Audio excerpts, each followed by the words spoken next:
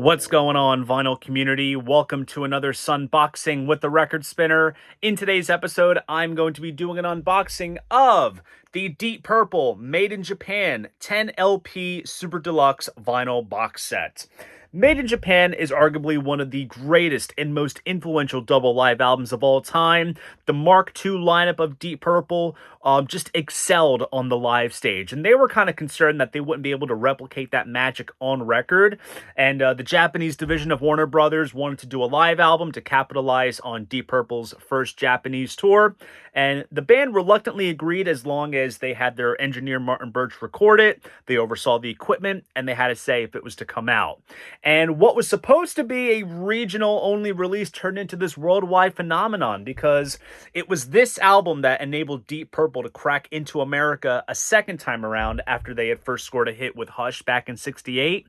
And it was the live version of Smoke on the Water that became a massive hit, and in turn became Deep Purple's signature song, and also one of the forbidden riffs that no one should ever play at a Guitar Center or instrument shop.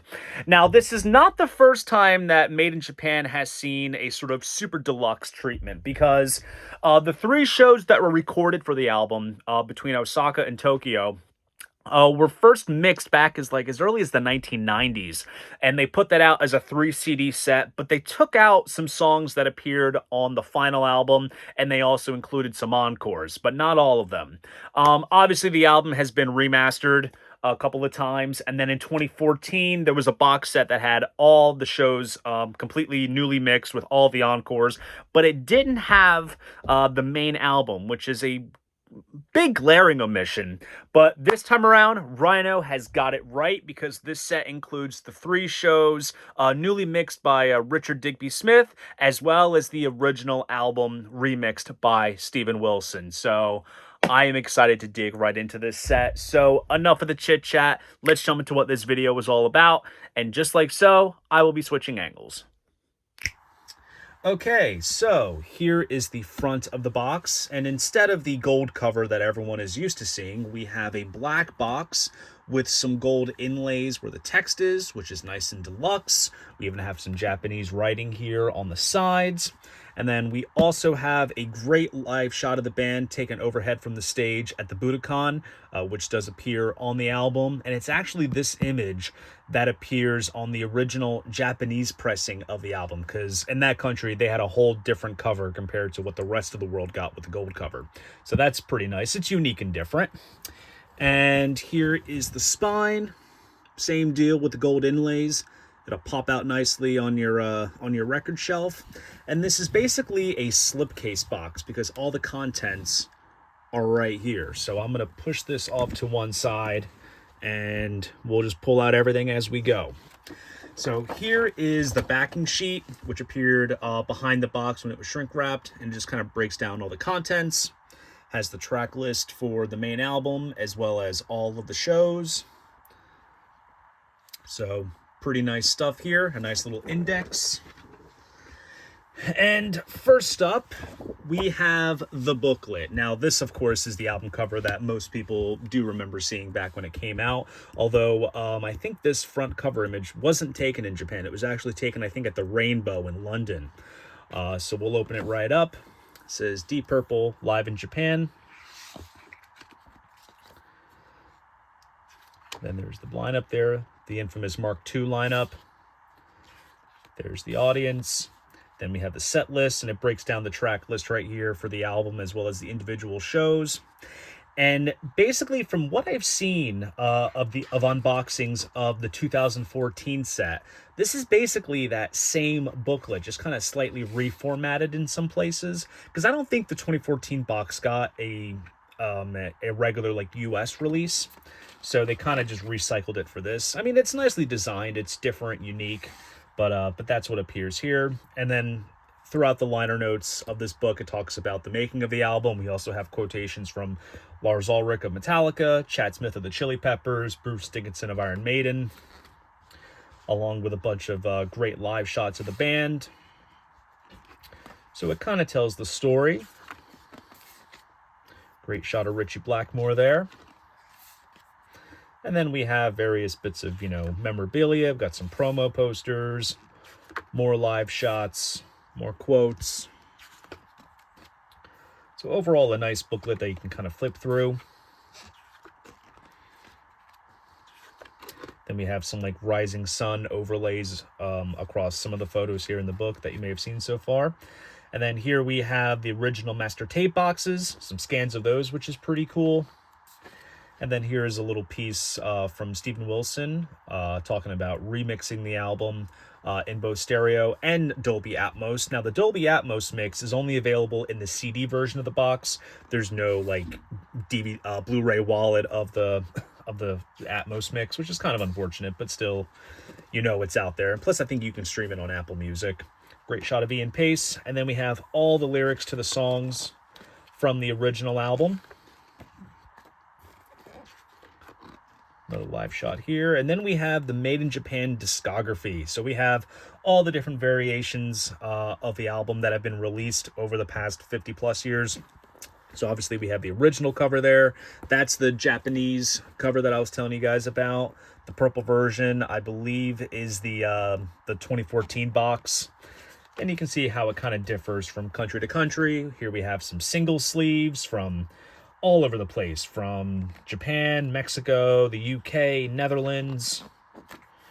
And then, oh, it breaks it down even further too. So it breaks down all the times that it's been released on vinyl, CD, in various countries. And then there's the gatefold design, slightly kind of reconfigured in terms of color formation. So here it is in red and black. Then it kind of inverts itself here with credits in the middle, just like the original album. You have two strats. I'm sure Richie Blackmore smashed those up during the show. Then it says Made in Japan here. And then there's the original back cover photo. So overall, very nice book. Then next up, we have a Replica tour program.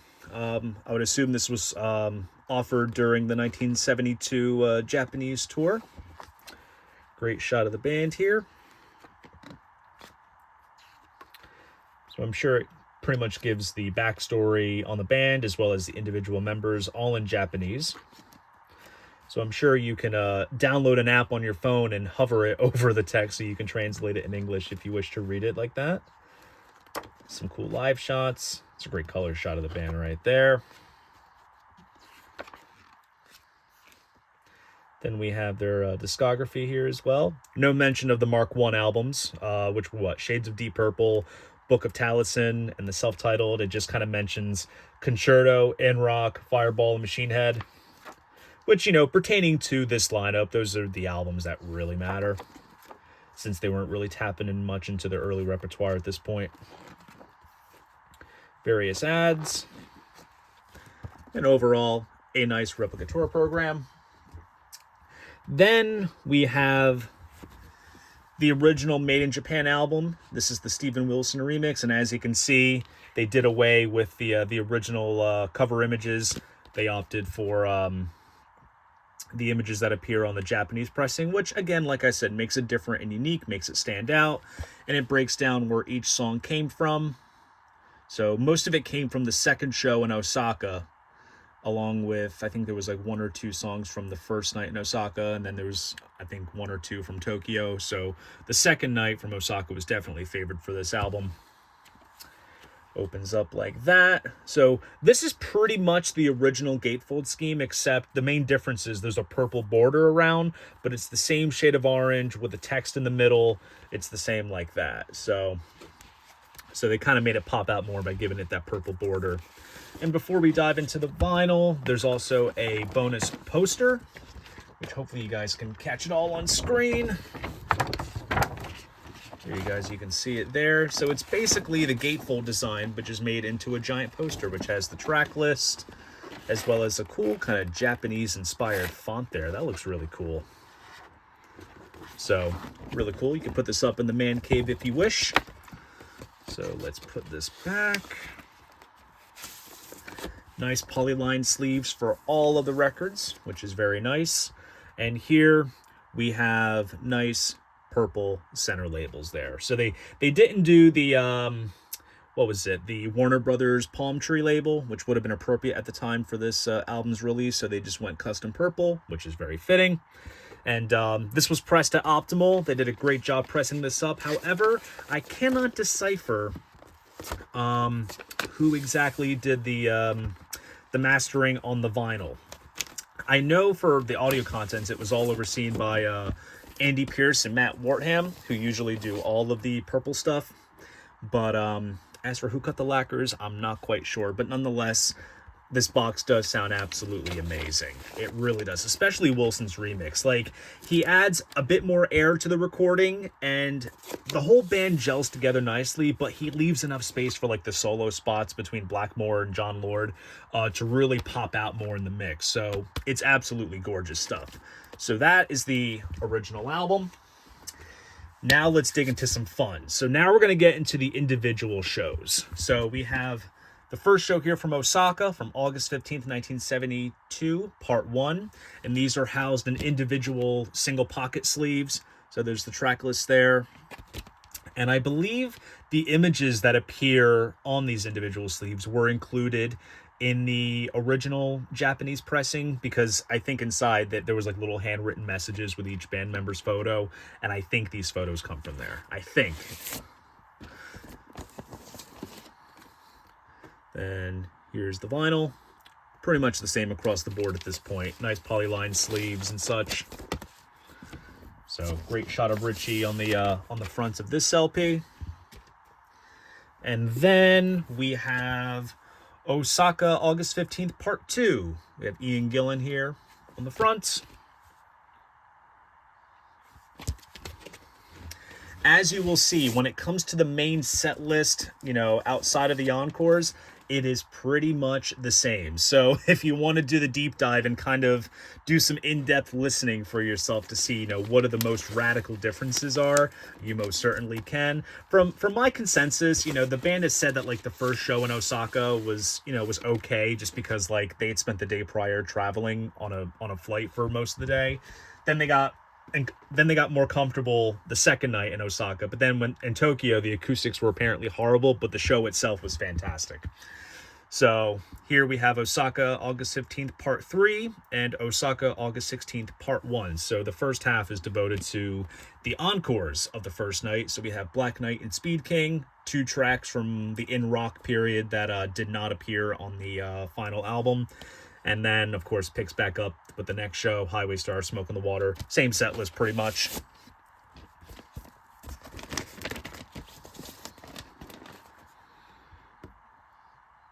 And I do have to say, too, so far as of filming, I've only spun the first Osaka show. And Richard Digby's mix of the individual shows so far sound absolutely wonderful. I believe he also remixed the live portion of the Black Sabbath Volume 4 box when he tackled those 1973 UK tour recordings, and those sound fantastic. So he applied some magic here with the individual shows. And then moving on, also that previously have had Roger Glover on the front. Here we have John Lord. So this is August 16th, part 2. Child in Time, The Mule, Strange Kind of Woman, and Lazy.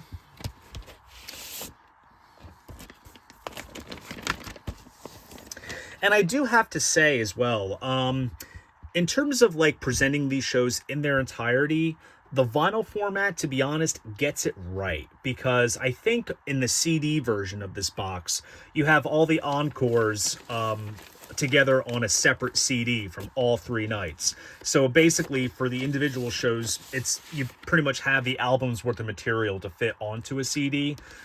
So I think in terms of vinyl, you know, you can listen to the main set plus the encores all together. They kind of sequence it that way. There's not like an encores only LP or anything like that. So that's a nice little touch. And then here's a cool shot of Ian Pace here for Osaka, August 16th, part 3. So we have Space Truckin', Black Knight, and Lucille. So they kind of swap out the encores a little bit.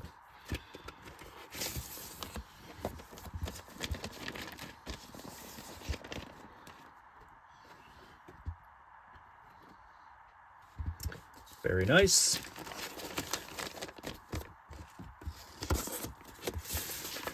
And then we move on to the last show recorded for the album, and that is Tokyo, August 17th, 1972, Part 1. And the band members have said that the Tokyo show in particular was probably the best on the tour. And Roger Glover said that if there was a time that a moment in time that he felt proud to be in Deep Purple, it was when the audience was singing along to Child in Time, which I'm definitely eager to hear for myself once I get around to spinning the Tokyo show.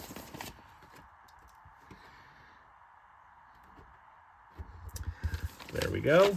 Also features a nice band shot here on the front.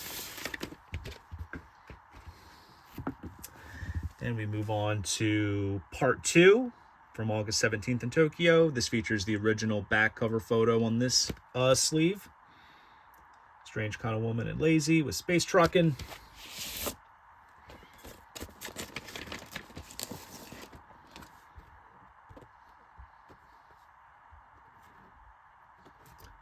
So very nice stuff all around.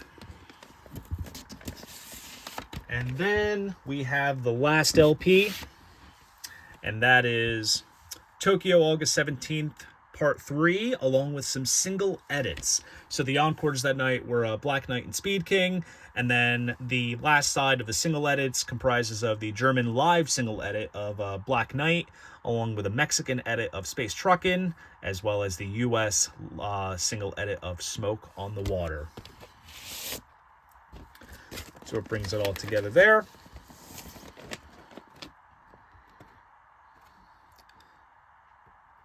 So very good stuff. And overall, a fantastic Super Deluxe box for one of the greatest live albums of all time.